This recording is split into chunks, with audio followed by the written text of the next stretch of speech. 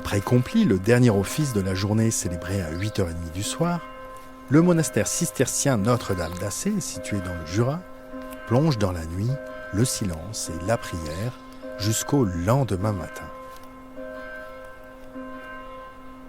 Pour découvrir ce que vivent les moines la nuit, j'ai suivi pas à pas le frère Jean-Philippe, qui est entré à l'abbaye d'Assé en 2020.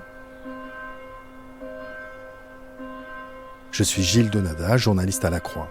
Dans ce podcast, nous poussons la porte d'un monastère à la rencontre d'un moine ou d'une moniale qui témoigne de son aventure spirituelle. Vous écoutez la 2e saison de Croire, Vie de moine.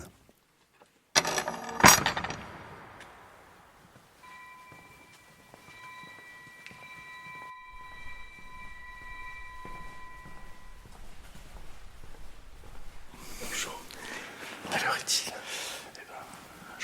Il est sensiblement 4h du matin. Et donc, on est ici au chapitre des Goules et c'est là que toute la communauté tranquillement va converger avant de se rendre vigile.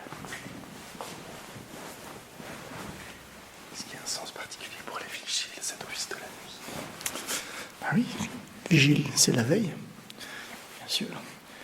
Et donc, cette veille qu'on fait pour nos frères, pour le monde entier, puisque la vocation des moines, c'est de prier toujours, de veiller toujours, en fait.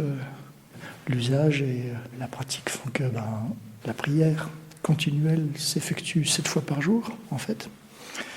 Et donc, en commençant maintenant, alors si vous voulez bien, on va se diriger vers le cœur.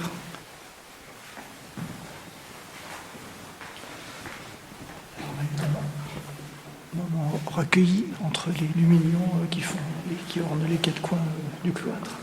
Donc là, c'est le moment de se remettre les yeux en face des trous pour rejoindre l'unité des frères et être à l'unisson.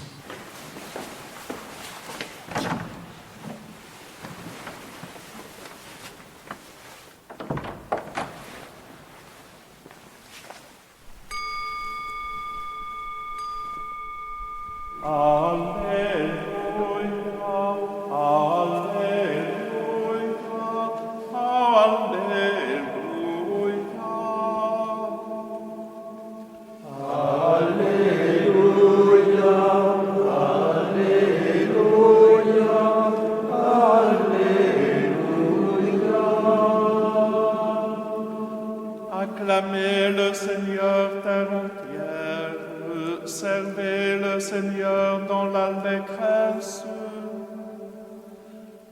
Venez à lui avec des chants de joie.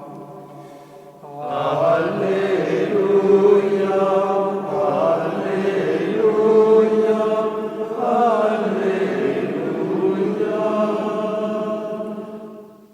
La nuit, il y a déjà une qualité de silence particulier, puisque donc entre Complis et Vigile, donc c'est silence absolu. Même si elles sont très atténuées, les rumeurs du monde ne franchissent plus les murs de l'abbaye. Oui, il y a une qualité de prière particulière. Il y a un recueillement plus facile, plus aisé. Je dirais une plus grande intimité. Oui, une plus grande intimité. La nuit, c'est le moment d'une expression plus personnelle, plus intime. Heureux l'homme qui ne siège pas avec ceux qui ricanent, mais se plaît dans la loi du Seigneur et murmure sa loi jour et nuit. Voilà, une petite phrase et ça suffit à lancer toute l'impulsion monastique, en fait, puisque tout est dit. Alors aussi, on pense au Nouveau Testament, à Matthieu 25, au milieu de la nuit, on cria « Voici l'époux, allez à sa rencontre ». Et heureux le serviteur que son maître trouvera l'attendant. Au détour de cette colonne-là, il va être là. Peut-être qu'il va venir. Et il faut qu'on soit là pour l'accueillir. En cela, on partage la même espérance qu'avec les Juifs, finalement, puisque, comme eux, nous attendons le retour du Messie. Donc la vigilance, c'est une vigilance de tous les instants. J'ai envie de dire même que c'est presque plus facile la nuit, puisque la journée, il est si facile de se laisser accaparer par toutes les préoccupations, Alors nous, moines, nous nous organisons pour que les préoccupations ne nous submergent pas. Et précisément afin qu'on soit dans cet état permanent de veille, c'est-à-dire centré en fait sur l'essentiel de notre vie qui est d'abord la présence à Dieu. C'est notre métier.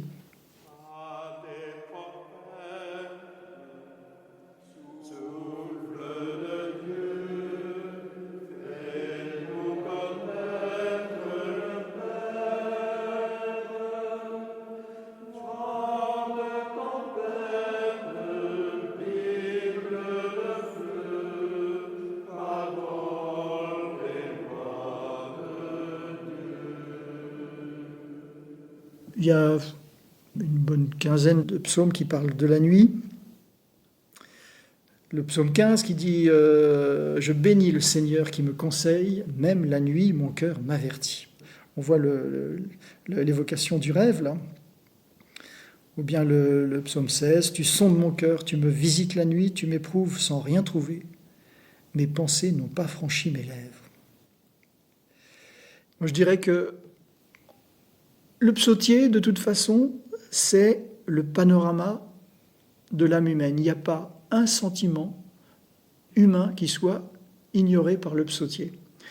Donc, la nuit dans les psaumes, en fait, ça reflète la crainte, l'effroi, l'espérance, l'obscurité au sens propre ou au sens symbolique, l'obscurité de l'ignorance ou l'incompréhension, ou en fait la nuit de l'âme, ou la nuit dans laquelle en fait nous tâtonnons tous.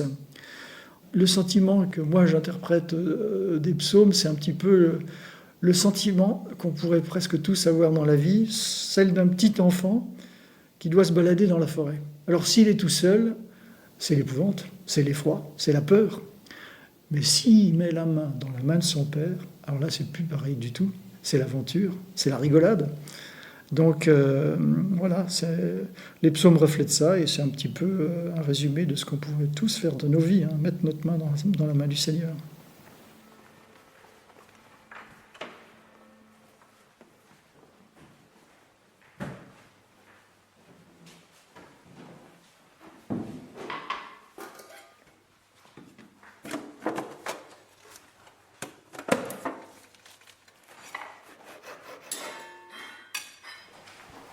Bienvenue à la cuisine. Là, c'est un balai assez bien réglé. Tout se met en place pour que les frères puissent prendre leur petit déjeuner. Donc, chacun a son rythme. Alors, vous prenez quoi? C'est quoi votre petit déjeuner? Un bol de thé avec du lait. Et puis ensuite, je rejoins assez vite le scriptorium.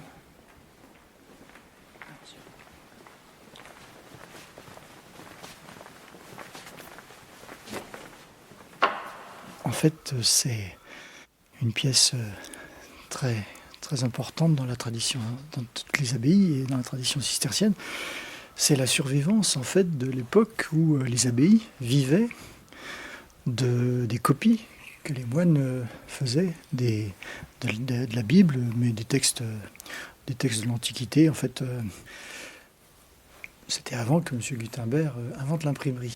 Donc le scriptorium, ça vient du latin évidemment scriptura, donc c'est là où les moines écrivaient, copiaient. Alors le scriptorium, donc, puisque c'est plus le lieu de l'écriture, par contre c'est le lieu maintenant de la lectio divina.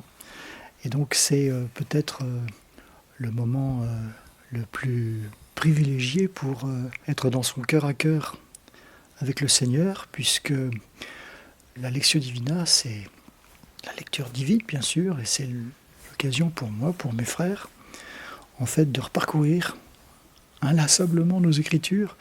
Alors, bien sûr, la Bible, mais il y a toute la patristique, il y a les écrits des premiers moines, les apophthegmes, tous ces textes que nous passons, que nous repassons, que nous mâchons, que nous remâchons, pour s'en imprégner, parce que, en fait, on ne peut les savourer qu'en les pratiquant et en les repratiquant. Et chaque fois, en fait, il y a une alchimie qui fait qu'on trouve un nouvel éclairage, une nouvelle résonance, un nouvel écho Donc la Lectio Divina, c'est le moment de la journée qui est vraiment consacré à une spiritualité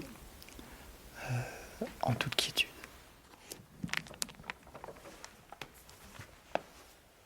On trouve des moines à leur pupitre qui sont en train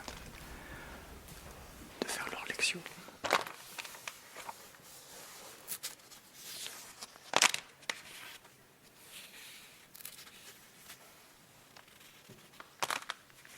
Notre fondamental, c'est ora et labora, donc la prière et le travail.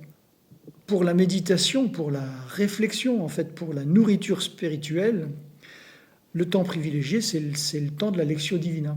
Une demi-heure pour les uns, une bonne heure pour les autres. En tout cas, c'est le moment de relire, de méditer, de prendre des notes, et puis de se nourrir de cette parole.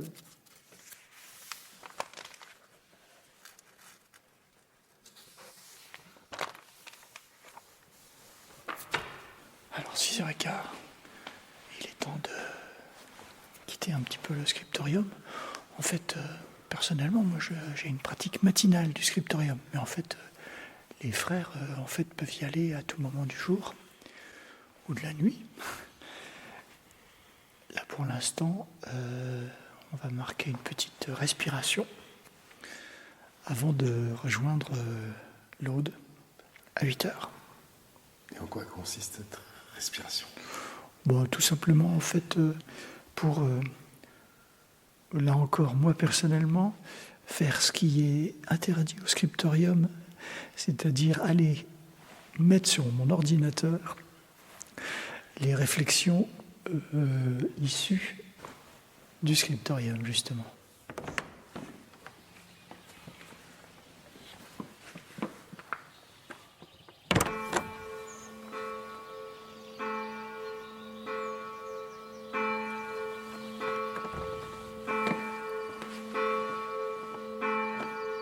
Ce sont les cloches de... Alors c'est l'Aude. Après Vigile, la veille, l'Aude, la louange, et qui sera suivie par l'Eucharistie. Voilà. Vous ne pouvez pas mieux tomber, c'est dans les très très belles journées de l'année. Et l'abbaye d'Assay vous offre une aube qui correspond à l'Aude, une aube magnifique. Vous êtes chanceux. Et par rapport à la nuit ? Maintenant, on arrive à la fin de la nuit, puisque voilà, le soleil se lève. Et en fait, le début de l'Aude marque la fin de la nuit.